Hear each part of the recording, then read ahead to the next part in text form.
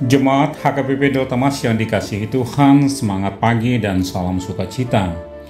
Kita akan masuk dalam renungan pagi ini sebelum kita melakukan aktivitas pekerjaan sepanjang hari ini. Oleh karena itu, mari satukan hati kita berdoa. Bapa kami yang bertahta di kerajaan surga, terima kasih atas segala kebaikan, kasih dan penyertaan-Mu selama ini yang masih memberikan kami nafas kehidupan sampai saat ini. Kami rindu mendengarkan firman-Mu, kiranya curahkanlah Roh Kudus-Mu untuk menerangi hati dan pikiran kami. Amin.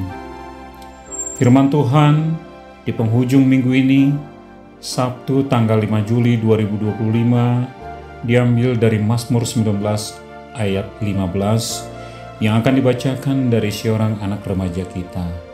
Dipersilahkan. Renungan harian Sabtu 5 Juli 2025 diambil dari Mazmur 19 ayat 15.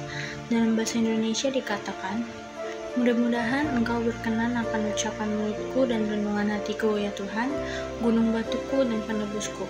Dalam bahasa Batak Lido, onpe sailomu maroham diap kahatan di pamanganhi dohot di pangatayon nirohaki tu jolo nibohim ale jahoba partano batuaku dohot siluluaku.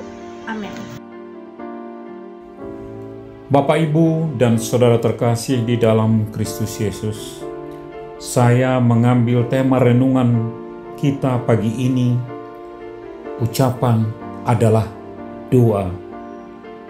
Pernahkah kita merasa kagum ketika menyaksikan matahari terbit dengan keagungannya? Atau saat kita merenungkan bintang-bintang yang tak terhingga di malam hari? Keindahan dan keteraturan alam semesta ini seolah berbicara kepada kita. Di sisi lain, pernahkah kita merasakan kekuatan dan hikmat yang mendalam ketika kita membaca firman Tuhan? Hari ini kita diperhadapkan dengan Mazmur 19, sebuah Mazmur yang dengan indahnya menggambarkan dua cara utama Allah menyatakan dirinya kepada manusia, yaitu melalui ciptaannya yang megah dan melalui firman-Nya yang sempurna. Mazmur ini ditutup dengan sebuah doa yang tulus, mengingatkan kita akan kerinduan hati yang seharusnya selalu kita miliki. Dan itulah nats renungan kita hari ini, di mana Daud bermohon kepada Tuhan supaya Tuhan berkenan kepada ucapan mulut dan hatinya. Amanginang, siapakah Daud? Bukankah dia seorang raja bangsa pilihan Tuhan?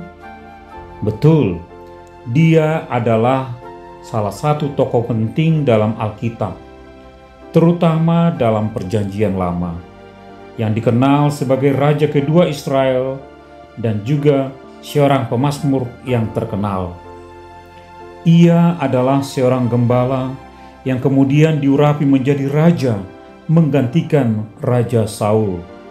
Daud dikenal karena kemenangannya atas Goliat, seorang raksasa Filistin, dan karena kepemimpinannya yang berhasil menyatukan suku-suku Israel.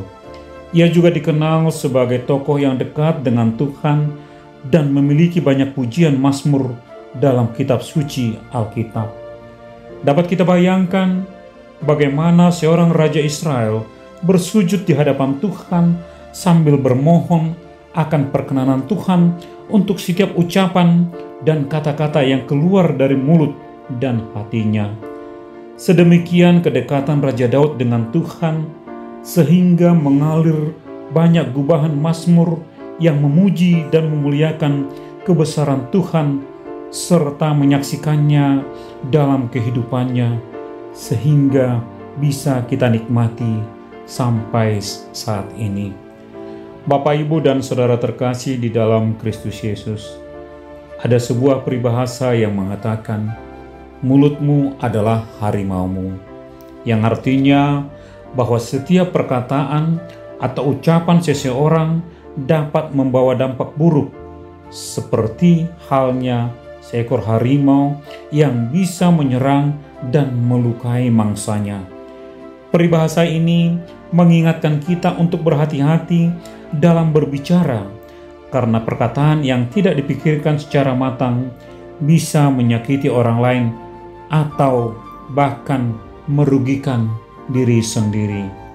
Terlebih di zaman sosial media saat ini yang semakin banyak mengalihkan perhatian kita, para netizen, dari komunikasi verbal menjadi komunikasi tekstual, dari komunikasi berbicara menjadi komunikasi kata-kata melalui tulisan.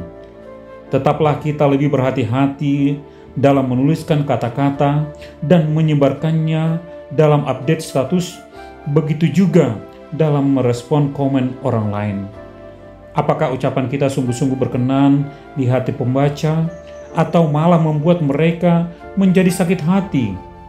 Terlebih kita sebagai orang Kristen, pengikut Kristus, dengan penekanan ajaran kasih untuk saling mengasihi, bahkan musuh sekalipun harus dikasihi. Karena kata-kata yang tidak baik dan menyakiti orang lain tidak akan pernah keluar dari orang yang memiliki kasih.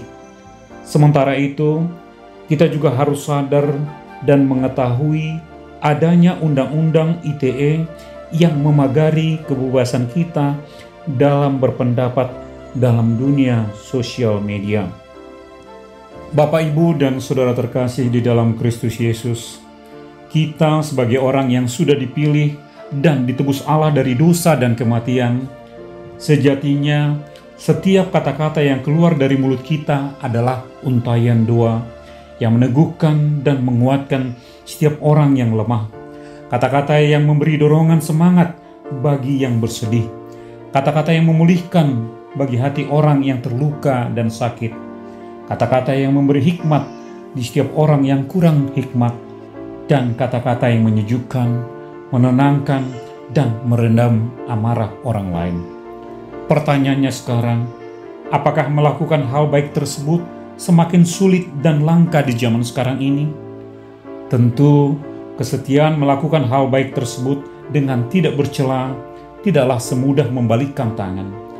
Terus, bagaimana caranya supaya kata-kata, ucapan, dan tindakan kita berkenan di hadapan Tuhan? Di sini saya mencatat ada 4 poin.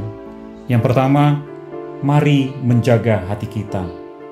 Karena perkataan berasal dari hati. Menjaga hati dengan cara bagaimana?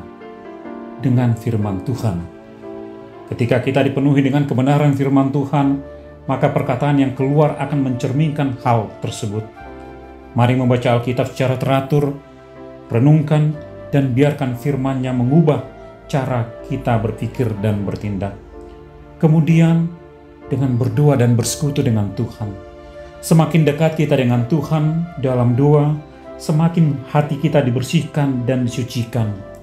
Doa membantu kita untuk lebih peka terhadap kehendak-Nya dan menyingkirkan hal-hal yang tidak berkenan. Kemudian kita mengakui dan bertobat dari dosa. Dosa dalam hati akan menghasilkan perkataan yang tidak baik. Penting untuk secara teratur mengakui dosa kita dan bertobat. Minta Tuhan untuk mengampuni dan membersihkan hati kita. Poin yang kedua, pilihlah kata dengan bijak. Setelah hati kita dijaga, kita perlu secara sadar memilih perkataan yang keluar dari mulut kita, yaitu dengan berbicara yang membangun dan memberi semangat. Dalam Efesus 4 ayat 29 dikatakan, janganlah ada perkataan kotor keluar dari mulutmu, tetapi pakailah perkataan yang baik untuk membangun di mana perlu, supaya mereka yang mendengarnya beroleh kasih karunia. Katakan kebenaran dalam kasih, jangan berbohong atau memanipulasi dengan perkataan. Kemudian jauhi gosip, fitnah, dan celaan. Perkataan negatif tentang orang lain sangat tidak berkenan di hadapan Tuhan dan merusak hubungan dengan sesama. Berilah pujian. Biasakan untuk mengucap syukur kepada Tuhan dan juga kepada sesama. Pujian yang tulus dan mengapresiasi kebaikan orang lain. Ini mencerminkan hati yang bersyukur dan positif. Dan poin yang ketiga, sadari kuasa perkataan. Perkataan memiliki kuasa yang luar biasa, baik untuk kebaikan maupun untuk keburukan. Amsal 18 ayat 21 mengingatkan kita bahwa hidup dan mati dikuasai lidah. Siapa suka menggemakannya akan memakan buahnya. Artinya, perkataan kita dapat membawa kehidupan dan berkat, atau kehancuran dan kutuk. Kemudian, berhati-hatilah dalam berjanji. Tuhan menghendaki kita jujur dan dapat dipercaya dalam perkataan kita, termasuk dalam berjanji. Dan poin yang keempat, mari berdoa untuk lidah kita. Mintalah Tuhan untuk membantu mengendalikan lidah dan perkataan kita.